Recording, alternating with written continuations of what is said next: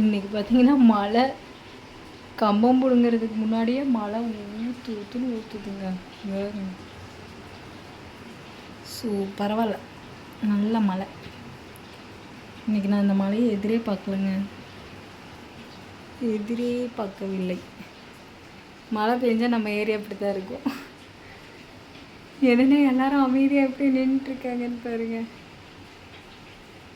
Customer ஒருத்தவங்க குட்டி பாப்பா தூங்க வச்சுட்டு ஹேர் கட்டுக்கும் ஐப்ரோஸ்க்கும் வரேன்னு சொன்னாங்க, 1 month பேபியை விட்டுட்டு. ஆனால் நான் சரி வாங்கன்னு சொல்லி வாயை மூடல, அதுக்குள்ளேயும் இந்த மாதிரி மழை பிடித்து விட்டது. நல்ல மழை பெய்ய ஆரம்பிச்சிருச்சு. சரி அப்படின்னு சொல்லிட்டு டீ போட்டிருந்தேங்க. ஸோ நம்மளோட அந்த கடையில் ஒரு கப்பு இதாக இருந்துச்சுல்ல, அதில் தான் இப்போல்லாம் டீ போட்டிருக்கேன். வர டீ போட்டுருவேன், செம்மையாக இருக்கும். அது இந்த கிளைமேட்டு குடிக்கிறது, இந்த மழை சத்தம், இந்த மாதிரி சின்ன சின்ன விஷயங்கள் எனக்கு ரொம்ப ரொம்ப பிடிக்கும்.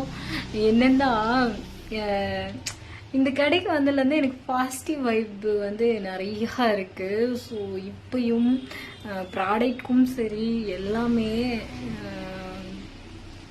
ஹாப்பி தான்.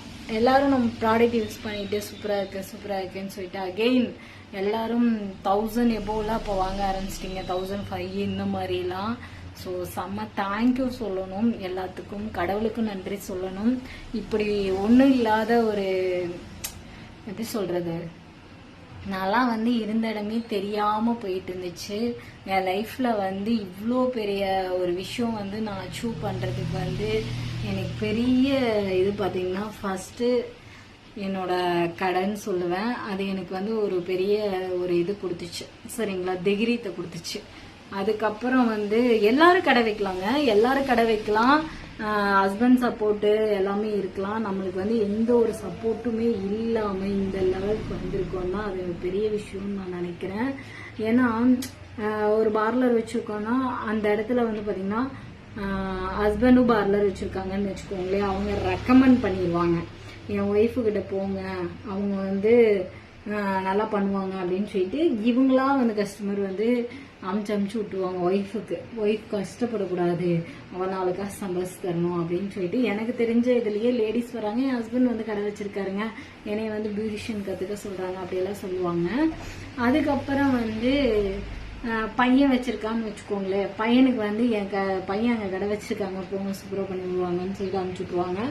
ஆக மொத்தத்தில் இவங்க யாருமே இவங்களாவே கஸ்டமர் பிடிச்சி கொண்டு நடத்தியிருந்தாங்கன்னா அதோட வேல்யூ அதோட இது தெரிஞ்சிருக்கும்.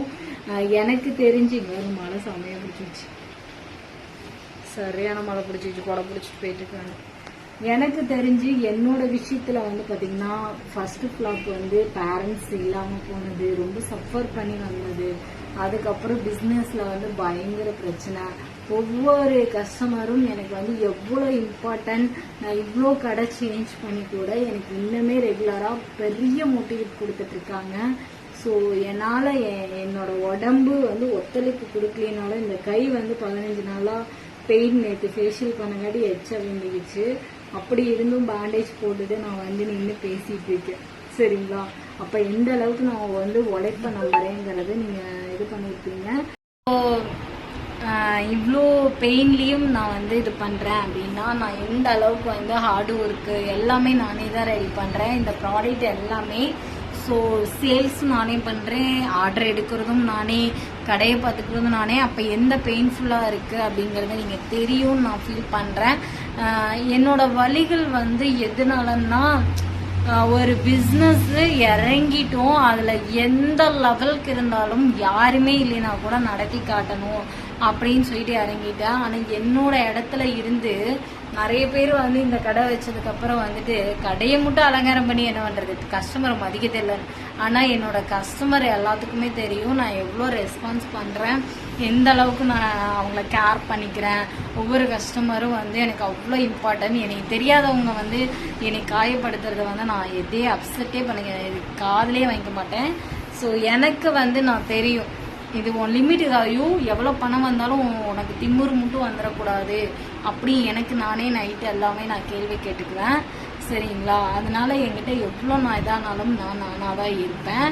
சரிங்களா. அதே மாதிரி வந்து பாத்தீங்கன்னா நிறைய ஒரு நாளைக்கு நான் வீடியோ போடுறேன். இந்த கடையோட அனுபவம் வந்து ஒவ்வொரு கடை வைக்கும் போது ஒவ்வொரு அனுபவம் எனக்கு கிடைச்சிருக்கும். இந்த கடையில வந்து நிறையா பாசிட்டிவானது நடந்தாலும் நெகட்டிவ் வந்து எனக்கு நிறையவே நடக்கும். அதையும் தாண்டி வந்துட்டு இருக்கேன். ஏன்னா எனக்கு வந்து யாரோட சப்போர்ட்டும் வந்து எனக்கு கிடையாதுங்க. நான் வந்து எல்லாத்துக்குமே நான் எதிர்நீச்சல் போட்டுட்டு தான் வரேன். எனக்கு வந்து கூட பிறந்தவங்களா நான் சொல்லி அழுகிறதுக்கு கூட யாருமே இருக்க மாட்டாங்க. சோசியல் மீடியாவில் வந்து போட்டால் அது என்ன சொல்லுவீங்கன்னா இவன் சீன் போடுறா அப்படி இப்படின்னு சொல்லி அவங்களும் இது பண்ண மாட்டாங்க.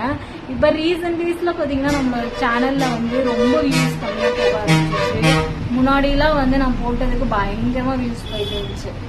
இந்த மாதிரி சில விஷயங்கள் நம்ம கஷ்டத்தை தாண்டி நம்ம வரும்போது அந்த கஷ்டத்துக்கு வந்து நம்மளை தூக்கி விடுறதுக்கு ஒரு ஆள்னாச்சும் இருக்கணும். அந்த மாதிரி எனக்கு தூக்கி விடுறதுக்கு 1% கூட யாருமே இல்லை. ஆனால் சஃபர் பண்ணி எப்படியாச்சும் வந்துடணும் அப்படிங்கிறதுக்காக தான் நம்ம ப்ராடக்ட் எல்லாமே ரீசன் ரொம்ப கம்மி பட்ஜெட் ஃப்ரெண்ட்லியாக கொடுக்குறேன். அதே மாதிரி ஹோம்மேட் விற்கிறவங்க எல்லாமே 600 700க்கு இந்த மாதிரி தான் சேல்ஸ் பண்ணுவாங்க. நம்ம கிட்ட எல்லா பட்ஜெட் ஃப்ரெண்ட்லி, அதுவுமே 1000க்கு மேலே நம்ம பர்ச்சேஸ் பண்ணும் போது ஸோ எல்லாமே நம்ம வந்து முடிஞ்ச அளவுக்கு நம்ம வந்து அவங்களுக்கு கம்மி பண்ணி கொடுத்துட்ருக்கோம். சரிங்களா. அதே மாதிரி கடையில் வந்து பார்த்தீங்கன்னா ஹேர் கட்லேருந்து எல்லாமே ரேட் கம்மியாக தான் கொடுத்துட்ருக்கோம். ஏன்னு கேட்டிங்கன்னா நம்ம சும்மா உட்காந்துட்டு இருக்கிறதுக்கு ஏதாவது ஒன்றுனாச்சும் பண்ணணும் அப்படிங்கிறது தான் என்னோட ஆசை. இது எல்லாரும் பண்ணுவாங்களான்னு கேட்டால் நான்லாம் வந்து பெரிய கெத்து அப்படின்னு வாழ்வாங்க. நான் அந்த கெத்தெல்லாம் இறங்க விரும்பல. ஸோ இது உங்கள்கிட்ட ஷேர் பண்ணதில் எனக்கு ரொம்ப சந்தோஷம். என்னோட ஃபேமிலியே நீங்கள் மட்டும்தான். என்னோட கண்ணீர் என்னோட செடிக்கு தண்ணி ஊற்றாம வந்துட்டேன். இப்போதான் செடிக்கு தண்ணி திருவி விட்டுருக்கேன். ஸோ வாங்க டீ குடிக்கலாம். கட்டன் சாயா. ஸோ இது வந்து என்னோட சொந்தங்கள்கிட்ட வந்து நான் சொல்றதுல வந்து ரொம்ப ஹாப்பியா இருக்கு. என்னோட கஷ்டத்தையும் என்னோட இதையும் ஷேர் பண்ணதில்.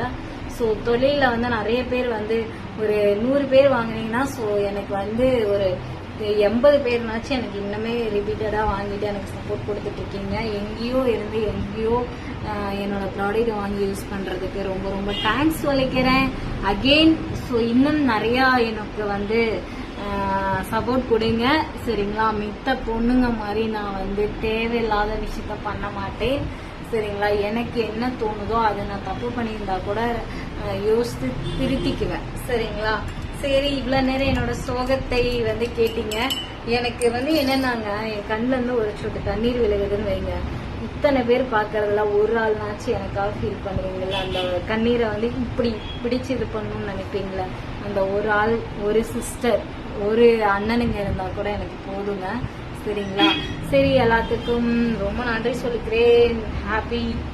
டீவை சாப்பிடுங்க. மழை ஏறதுக்கு வந்து கட்டன் சாயா வச்சிருக்கேன். செடிக்கு தண்ணி ஊற்ற போகணும். ஸோ நிறையா ஒர்க் இருக்கு. மழை நின்றுச்சு. செடிக்கு தண்ணி ஊற்றலை, நேற்றும் ஊற்றலை, இன்னைக்கு ஊற்றலைன்னா செடி இதாகிடும். அதனால போயிட்டு செடிக்கு தண்ணி ஊற்றிட்டு வரேன். இவ்வளோ நேரம் என்னோட வீடியோஸ் பொறுமையாக கேட்டதுக்கு ரொம்ப ரொம்ப நன்றி. சரி, பாய், டாடா.